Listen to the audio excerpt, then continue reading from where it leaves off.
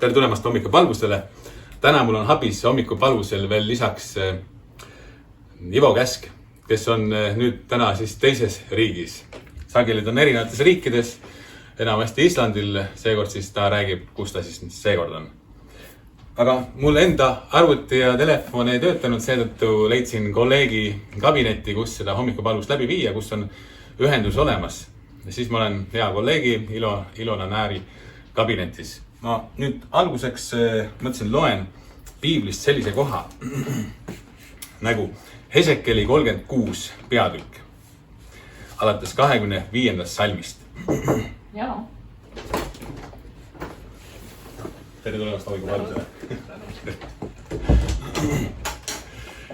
Ja ma piserdan teie peale puhast vett, et te saaksite puhtaks. Kõigist teie rüvedusist ja kõigist teie ebajumalaist ma puhastan teid. Ja ma annan teile uue südame ja panen teie sisse uue vaimu. Ma kõrvaldan teie ihust kivise südame ja annan teile lihase südame. Ma panen teie sisse oma vaimu ja teen, et te käite mu määruste järgi ja peate mu seadusi ning täidate neid. Ja te saate elada maal, mille ma olen andnud teie vanemaile. Teie olete minu rahvas ja mina olen teie Jumal. See on kirjutanud prohvet Hesekel sõnumi, mille ta Jumalalt sai. Ja siis sõnumi Jumala rahvale, Iisraeli rahvale, kes oli parajasti pagenduses võõras riigis. Aga see sõnum on ka meile. Kui ka meie süda murdunud katki, siis Jumal saab selle korda teha. Olid sõnad, mida Jumal ütles, ma annan teile uue südame. See tähendab, et Jumal ei tee lihtsalt remonti ega paranda mõnda osa meist, vaid vahetab välja meie sisemise olemuse. Kõvaks muutunud, tuimaks jäänud südame asemele annab Jumal elava, tunde ja armastus võimelise südame. Ma mingi aeg tagasi nägin TV7-s, on TV7 äpp mul telefonis ja on ka TV7 kanal telekas, kus näitab palju erinevaid saateid, kristlikke saateid ja seal on üks saade 180 pööre või pööre 180 ja seal saates on ühest naisterahvast, kes on tulnud usule ja ta oli läbinud ka Lootuse küla. Ja ta räägib seal oma lugu umbes pool tundi ja kui katki ta eelnevalt oli, võttis rahusteid, antidepressante ja veel mingeid ravimeid ja ta ei saanud ennast korda, kuni lõpuks ta jõudis Lootuse külla ja läbi selle programmi siis ta tuli usule ja ta sai vabaks nendest kõikidest ravimitest ja on täie võimeline inimene tänapäevaks. Ja seda oli rõõmus näha tema suurt muutust. Et Jumal saab inimese teha täiesti korda, nii nagu ta selle naisterahvaga tegi seal Lootuse külas. Siit edasi, mõtlesin, laulame. Need laulud võtsin tänaseks uue laulu. Siin Armastan Jeesus.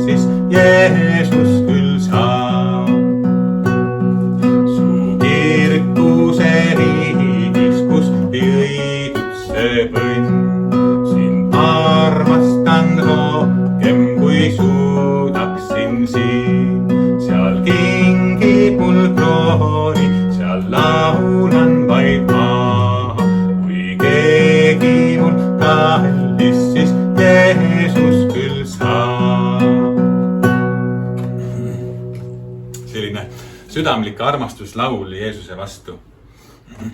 kus siis laul ka väljendas seda, et kui oleme kord kirkus riigis, taevariigis, siis saame veel enam seda armastust väljendada. aga teiseks lauluks ma valisin meenutama. Nüüd tuli meelde. Su poole sirutan käed.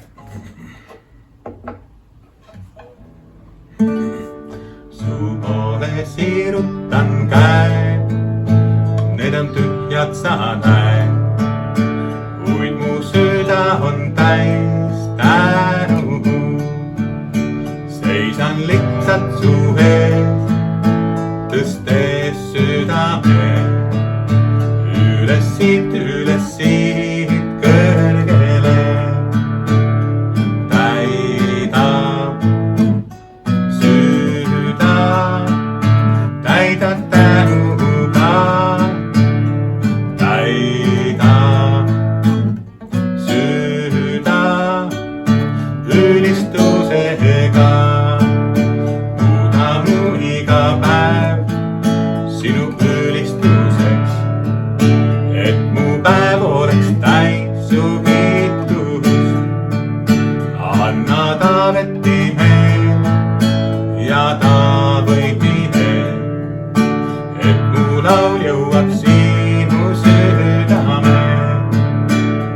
Täida süda, täida tänuga.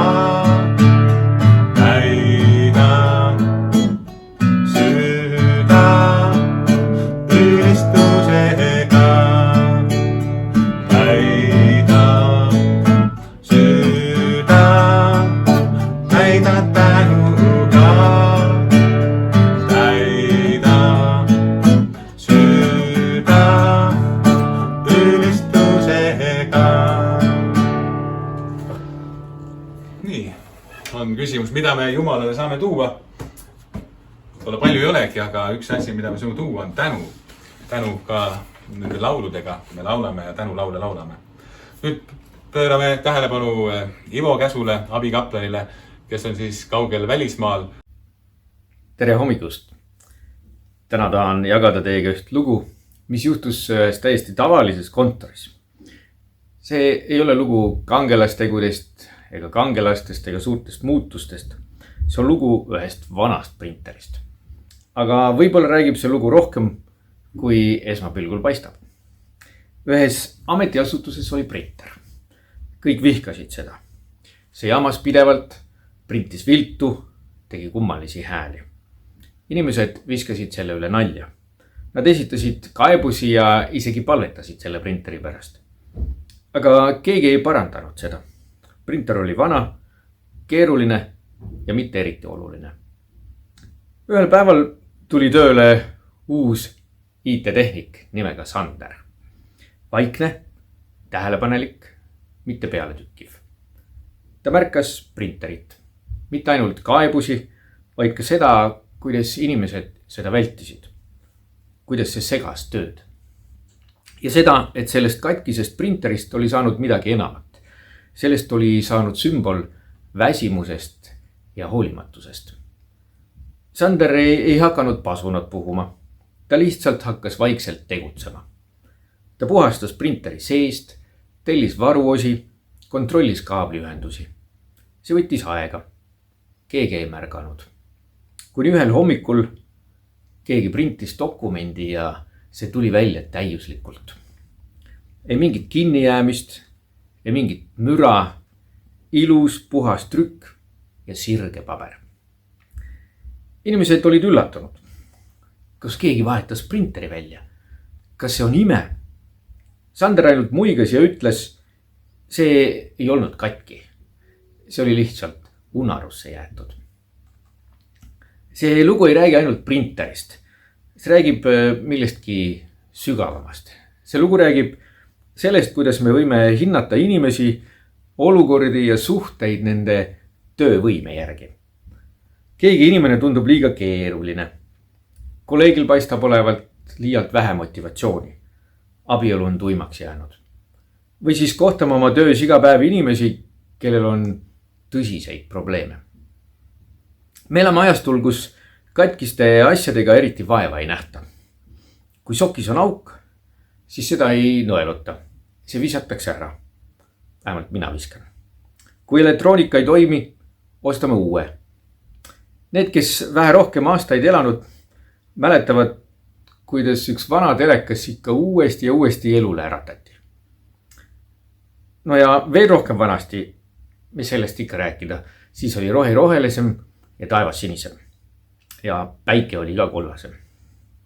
Aga piiblis on sõnad: rudjutud pilliroogu ei murrata katki ja hõõguvat tahti ei kustutada ära. See on Jumala iseloom.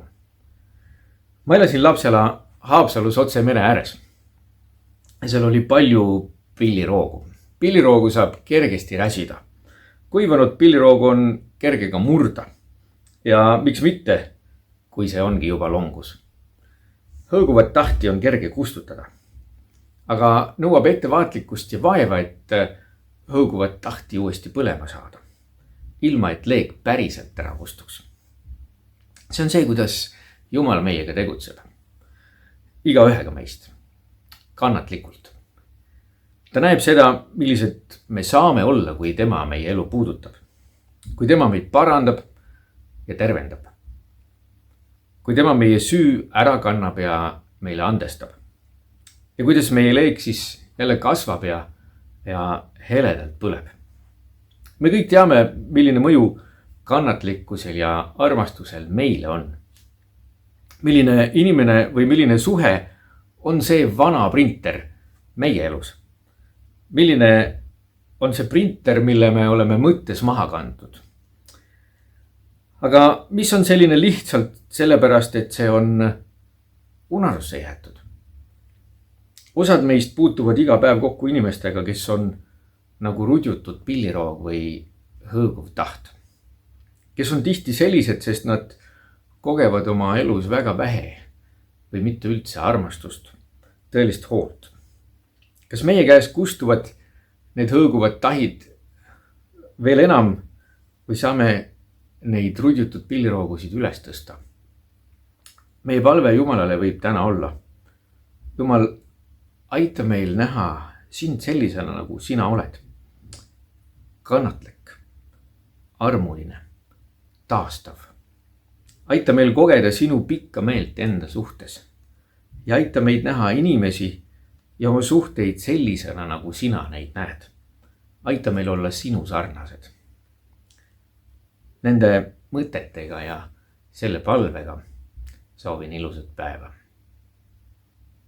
Nüüd peale Ivo sõnumit olen järgnevaks lauluks valinud teile eelnevalt mitmeid kordi mängitud ja lauldud laul Jäägu Jumala rahu su üle.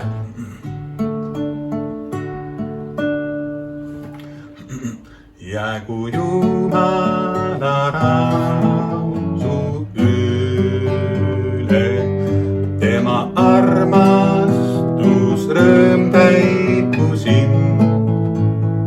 Tema valguses käib, kõigest oodata peab. Tema arm jäägu hoidma sind teeb. Tema arm jäägu hoidma sind teeb. Jäägu Jumala rahu su üle, tema armastus rõõm täiku sind. Tema valguses käib, kõigest oodata peab. Tema arm jäägu hoidma sind teeb. Tema arm jäägu hoidma sind teeb.